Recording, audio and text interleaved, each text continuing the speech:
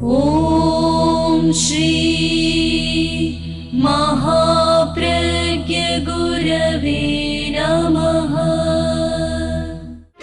जिसके सांसों में रहता है शाश्वत शांति का स्पंदन, उस महाप्रज्ञ को वंदन, उस महाप्रज्ञ को वंदन। सत्य अहिंसा अनेकांत को अर्पित जिसका तन मन, उस महाप्रज्ञ को वंदन, उस महाप्रज्ञ को वंदन। जिसके सांसों में रहता है शाश्वत शांति का स्पंदन, उस महाप्रज्ञ को वंदन, उस महाप्रज्ञ को वंदन।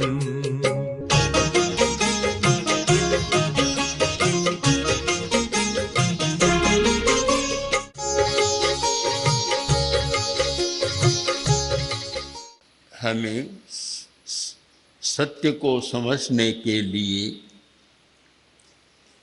अतीत को देखना भी जरूरी है। जो व्यक्ति अतीत के दर्पण में वर्तमान को नहीं देखता अथवा वर्तमान के दर्पण में अतीत को नहीं देखता, वह अधूरे सत्य को पकड़कर आग्रही बन जाता है।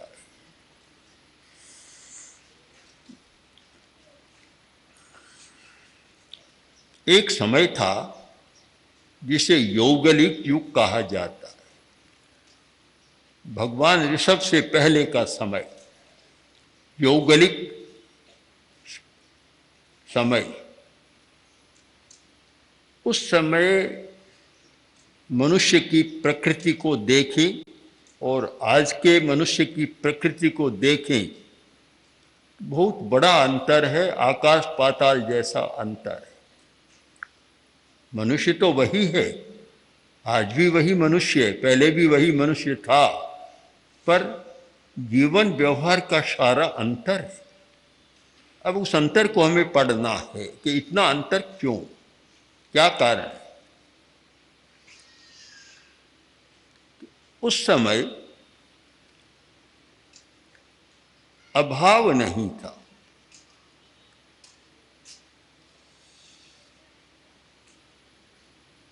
जितने मनुष्य थे सबको खाने को मिल जाता था, इसलिए न अभाव था और न संग्रह था। संग्रह भी आदमी क्यों करता है? जब अभाव की समस्या रहती है, संदेह रहता है, तो संग्रह करता है।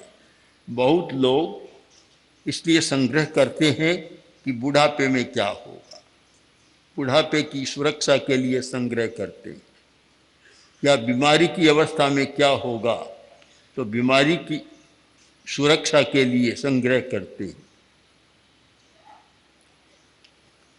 और कल कोई समस्या आएगी तो क्या होगा, संग्रह करते हैं। संग्रह अहेतुक नहीं है, मनुष्य की या प्राणी मात्र की एक मनोवृत्ति है संग्रह करना, पर संग्रह करने के पीछे हेतु है, उसे हमें पकड़ना चाहिए। और वह हेतु है संदेह, यानी परिस्थिति का संदेह, कब क्या हो जाए आदमी शंकित रहता है। और जब यह निश्चित हो कि सदा एक सी स्थिति रहने वाली है, कोई फर्क नहीं पड़ने वाला है, तो फिर संग्रह की जरूरत नहीं और न ममत्व की जरूरत, अधिकार जमाने की जरूरत कि यह मेरा है, यह भावना ही पैदा नहीं होती। जहाँ जाता है वहाँ मिल जाता है, आवश्यकता पूरी हो जाती है, फिर कोई अपेक्षा नहीं रहती।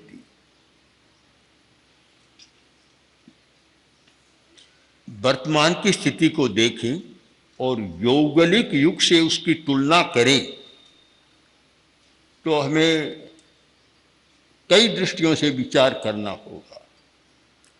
यह स्वीकार करना चाहिए कि वर्तमान का समाज बहुत विकास वाला समाज, विकास बहुत हो गया। यौगलिकों के पास कोई मकान नहीं था, आज कितने बड़े बड़े भवन बन गए। वे तो जंगल में पेड़ों के नीचे ही रहते थे, उनके लिए कोई कारखाना भी नहीं था। फास्ट फूड की तो बात ही क्या है, चूल्हा भी नहीं जलता था, कोई रसोई भी नहीं थी, रसोई भी नहीं बनी थी, कुछ भी नहीं हुआ था। आज इतने कपड़े बन गए, इतने हॉस्पिटल बन गए, इतने विद्यालय बन गए, सारा विकास हो गया।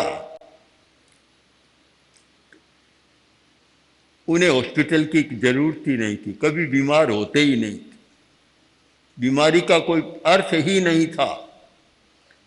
आश्चर्य होगा, क्या ऐसा आज भी कोई देश मिल सकता है जहाँ कोई आदमी रोगी न हो? शायद इस दुनिया में तो नहीं मिलेगा। जिनको मानते हैं बहुत विकसित देश है, वहाँ तो बहुत रोग है, और मानसिक रोग ज़्यादा है, पागलपन और ज़्यादा बढ़ रहा है। जहाँ कोई एक भी हॉस्पिटल न हो और जहाँ एक भी कोई अपराध यानी जेल न हो, अपराधी न हो, जेल न हो, और जहाँ कोई भी तंत्र न हो, न पुलिस हो, न राजतंत्र हो, कुछ भी न हो, पूरा स्वतंत्र आदमी। जब पूरी स्वतंत्रता होती है तो फिर बीमारी की बात नहीं होती। बीमारी का एक कारण परतंत्रता भी बनता है। परतंत्रता में समस्या होती है, एक व्यक्ति कुछ चाहता है और उस पर अनुशासन करने वाला कुछ चाहता है, वहाँ मानसिक टकराहट होती है और उस मानसिक टकराहट में से तनाव पैदा होता है और तनाव बीमारियां पैदा करता है। तो कुछ भी नहीं था, फिर अभाव नहीं था, भूखे नहीं रहते, भूख कम लगती थी, खाने की जरूरत भी कम होती थी। भूख कम होती इसका मतलब पाचन खराब नहीं था। उस समय का भोजन इतना पोषक था कि एक दिन खाने के बाद दूसरे दिन खाने की मन में नहीं आती, कभी कभी तीसरे दिन भी खाने की मन में नहीं आती। 3 दिनों के बाद कुछ खा लेते, खाना भी कितना, बस एक चने की दाल जितना खा लेते, इतने में तो काम समाप्त। बस कोई आवश्यकता नहीं होती। मन में तो सुनने वालों की आता, अगर आज ऐसा हो जाए, एक चने की दाल जितना खाएं, 3 दिन खाना न पड़े, कितना अच्छा लगता है। फिर ये झंझट नहीं, भाइयों के लिए तो कोई झंझट नहीं, चूल्हा फूंका तो है नहीं आजकल, पर ये सिगड़ी जलाने का और कोई भी झंझट नहीं, एकदम आराम से रहें और अपना काम करें। कुछ भी नहीं था। कितना एक स्वस्थ और सुंदर जीवन का चित्र है, पर ये क्यों, इसका कारण विचार करें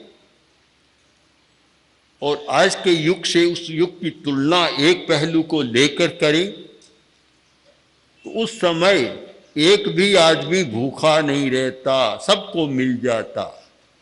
और आज इतना विकास होने पर भी भूखों की संख्या बहुत ज्यादा है, बहुत ज्यादा है संख्या। हिंदुस्तान की आबादी 1 अरब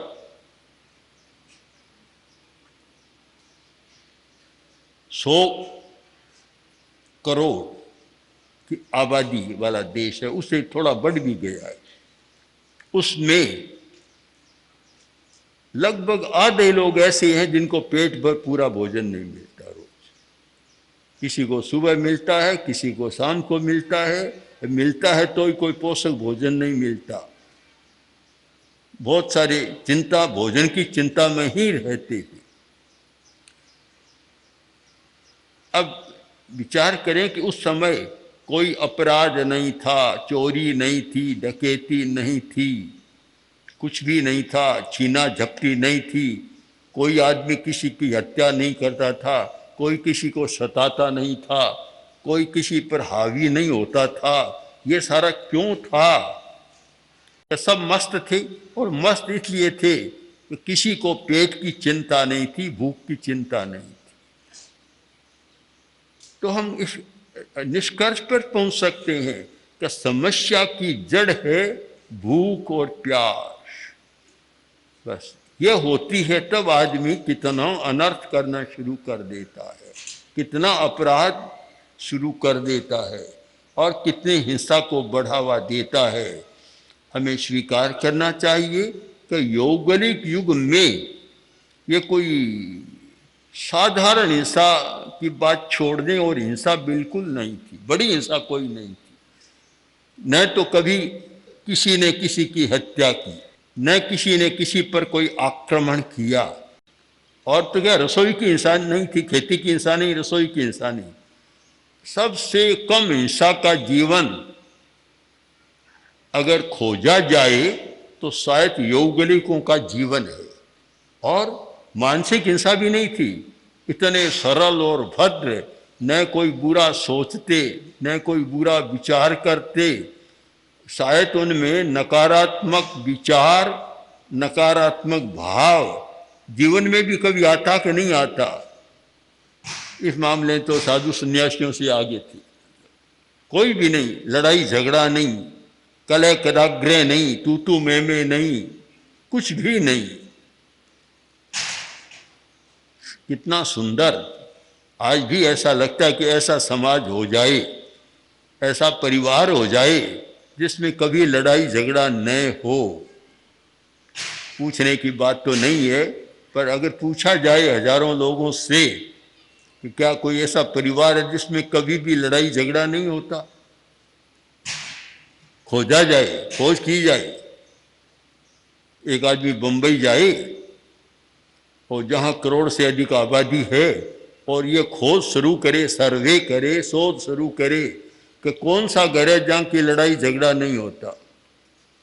मुझे लगता है कि अगर 1 करोड़ की आबादी है, इतना बड़ा नगर है, तो 10, 20, 100 घर भी मिल जाए कि जहाँ कभी कोई लड़ाई झगड़ा तू तू मैं नहीं होती, तो दुनिया का आश्चर्य मानना चाहिए। पर वह समय था, नहीं था। कारण कि हिंसा को जन्मने का मौका मिलता है अभाव की स्थिति में।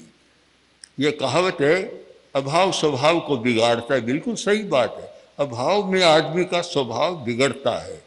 जब हिंसा का बीज अंकुरित हो जाता है तो फिर हिंसा को आगे पनपने का मौका भी मिल जाता है, पनपने का मौका मिलता है। कितना अंतर। आज तो हमने देखा कि अहिंसा यात्रा के दौरान देखा और जगह जगह ये सुना कि महात्मा जी हमारे लिए कोई व्यवस्था करें कि हमें खाने को दाना नहीं मिल रहा है पूरा, न खेत है, न कूड़ा है, कुआं है, न रहने को जमीन है, खेती को जमीन नहीं है, कुछ भी नहीं है, खाने की व्यवस्था करी। शायद करोड़ों करोड़ों लोगों की यह समस्या है। अब हम दोनों स्थितियों पर विचार करें तो एक ओर तो इतना अभाव है, दूसरी ओर ऐसे लोग हैं मुंबई में जो जवेरियों का एक प्रदर्शन हुआ था। मैं तो प्रदर्शनी मानता हूँ जवाहरात का, तो उसमें एक ऐसी ऐसी कपड़े हैं जिनकी कीमत लाख से लेकर करोड़ तक चली जाती। एक और तो आदमी को पहनने के लिए इतना ऐसा कपड़ा मिलता है जो कीमत आकाश को छू ले। एक और खाने को रोटी और दाना भी न मिले तो क्या आप कल्पना कर सकते हैं कि हिंसा का विकास नहीं होगा, हिंसा नहीं बढ़ेगी। अभाव है वहाँ हिंसा की नियमा मान लो। हमारे जैन लोग ठोकड़ों में कहते हैं नियमा भजना, नियमा भजना, नियमा भजना। कहने जो निश्चित होने वाला है वह नियमा है, विकल्प है, हो भी सकता है नहीं भी हो सकता, वह भजना है।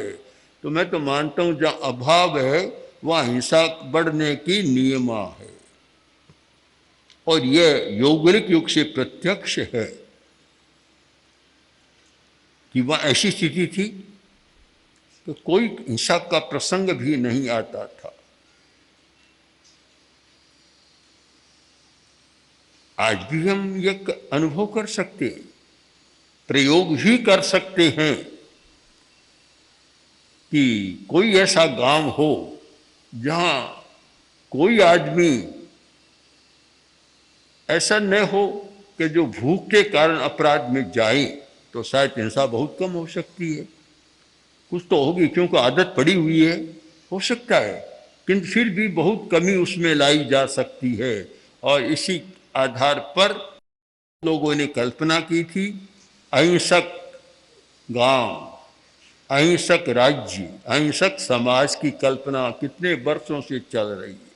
बहुत लंबे समय से ये कल्पना चल रही है कि अहिंसक समाज की रचना, परंतु अहिंसक समाज होगा कैसे?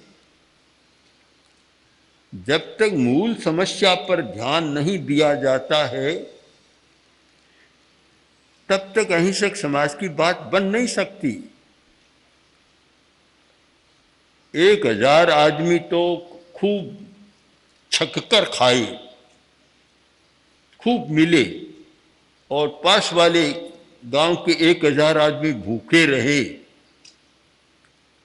फिर अहिंसा के विकास की बात या अहिंसक समाज रचना की बात कभी संभव नहीं है।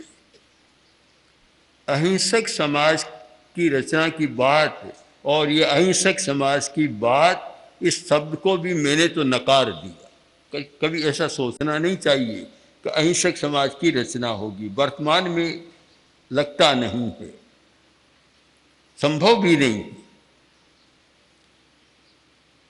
चारों ओर जहां आग लग रही हो, क्या ऐसा बीच में कोई टापू हो सकता है कि जो वहां सुरक्षित रह जाए? कभी संभव नहीं।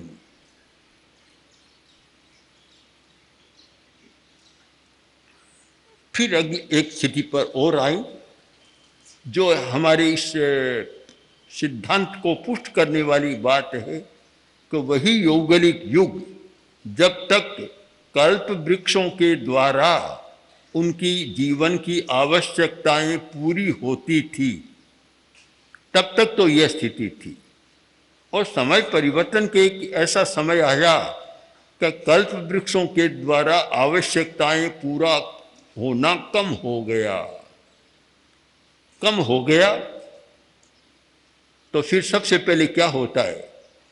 हिंसा का मूल कारण है परिग्रह, ममकार, ममत्व।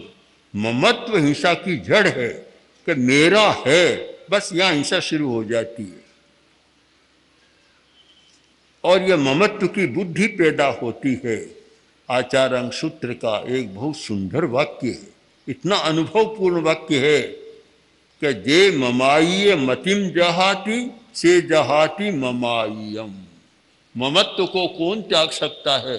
जो ममत्व की बुद्धि को त्याग देता है। जब तक ममत्व की बुद्धि को नहीं छोड़ता, वह ममत्व को त्याग नहीं सकता। मेरा है ये कहने से पहले उसमें मेरेपन की मति पैदा होती है, बुद्धि पैदा होती है कि मैं किसी पदार्थ को अपना बना लूं, मेरा बना लूं। यह ममत्व की मति है। और जब ममत्व की मति है, फिर वह ममत्व को छोड़ नहीं सकता, ममकार को छोड़ नहीं सकता।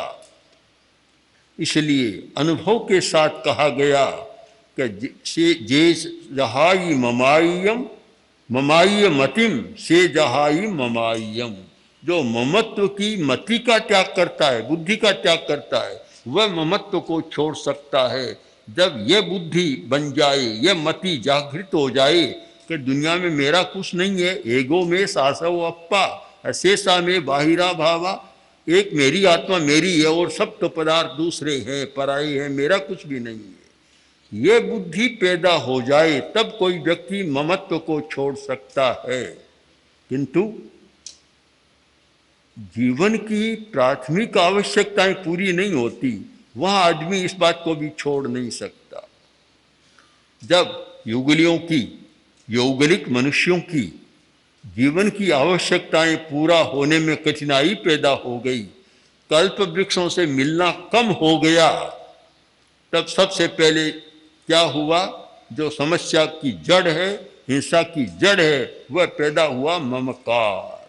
ममकार, एक यौगलिक यहाँ रहने वाला है, आसपास घूमने वाला, दूसरा आया और कल्प वृक्ष है और मुझे इससे कुछ लेना है, खबरदार ये मेरा है, तुम यहाँ नहीं ले सकते। बस सबसे पहले खबरदार क्या हुई कि यह मेरा है, तुम यहाँ से नहीं ले सकते। तब फिर उसने कहा तुम्हारा कैसे हुआ, ये तो जंगल है, सबका है, तुम अपना अधिकार क्यों करते हो, क्यों अधिकार करते हो, यह नहीं हो सकता। फिर क्या शुरू हुआ, लड़ाई झगड़ा। जहाँ ममकार हुआ और फिर शुरू होता है लड़ाई झगड़ा। जहाँ ममकार नहीं है वहाँ कोई लड़ाई झगड़ा नहीं होता।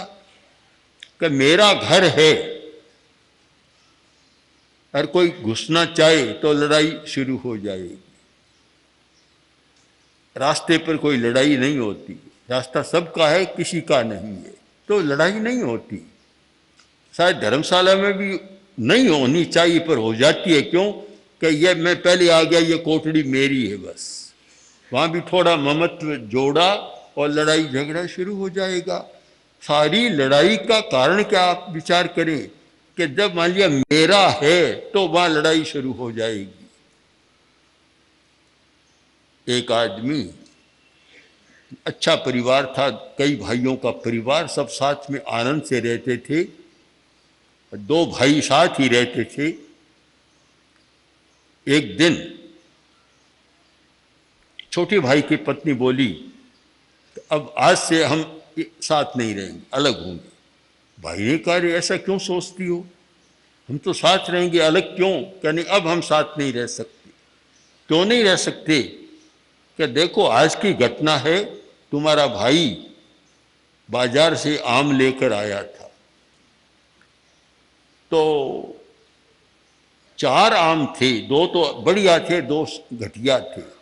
तो अपने बेटे को तो 2 बढ़िया आम दे दिए, मेरे बेटे को 2 घटिया आम दे दिए। अब हम साथ नहीं रह सकते, मेरा बेटा तेरा बेटा, बस जहाँ मेरा और तेरा आ गया वहाँ तो लड़ाई शुरू होगी, अलगाव भी शुरू होगा, बिखराव भी शुरू होगा। कितना महत्वपूर्ण था, आचार्य भिक्षु ने यह इस बात को पकड़ा कि तेरा पंथ। तेरा पंथ का मतलब अर्थ तो ये कहते हैं हे प्रभु ये तेरा पंथ, किंतु इसका दूसरा अर्थ ये है कि जहाँ ममकार नहीं है, अहंकार और ममकार नहीं है, उसका नाम है तेरा पंथ। इस पर बल दिया कि ममकार मत करो। शिष्यों को लेकर कितना लड़ाई झगड़ा होता है, क्योंकि ये मेरा शिष्य है, तुमने फटा लिया, इधर कर लिया, यह मेरा था, यह मेरा था। कोई झगड़ा नहीं है, क्यों नहीं है, कि किसी का शिष्य होता ही नहीं। मेरा शिष्य कहने का शब्दकोश में तेरापन के लिए शब्द ही नहीं है मेरा शिष्य। ये मेरा शिष्य जैसा प्रयोग ही नहीं है, मेरा होता ही नहीं है। सब शिष्य गुरु के होते हैं। तो जहाँ मेरा नहीं है तो फिर परस्पर में झगड़ा भी नहीं होता। अगर ये हो कि 10 शिष्य तो अमुक महाराज के हैं, 10 अमुक के हैं, 10 अमुक के हैं, तो परस्पर में लड़ाई झगड़ा होना अनिवार्य है, बिखराव होना भी अनिवार्य है। यानी हम विचार करें कि हिंसा की जड़ ममकार, बस अभाव और ममकार, फिर मेरा संग्रह हुआ और हिंसा का विकास हुआ। इतना सुंदर शब्द दिया है आचार्यों ने कि संग्रह का अल्पीकरण करो। छोड़ तो नहीं सकते, कोई भी गृहस्थ संग्रह को छोड़ नहीं सकता, किंतु महासंग्रही मत बनो। अल्प संग्रह, अल्प आगम का शब्द है, अल्प परिग्रह और महापरिग्रह। अल्प संग्रह का अल्पीकरण करो। ये बात हमारी चेतना में बैठ जाए, समाज की चेतना में, कि संग्रह का अल्पीकरण करना अहिंसा के विकास का रास्ता है और संग्रह का महाकरण करना, महासंग्रहकरण करना हिंसा को बढ़ाने का रास्ता है।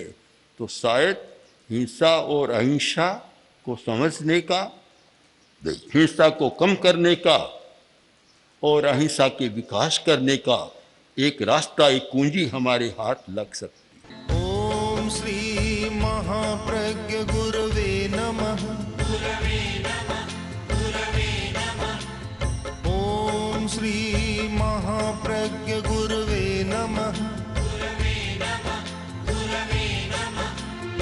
ओम श्री महाप्रज्ञ गुरवे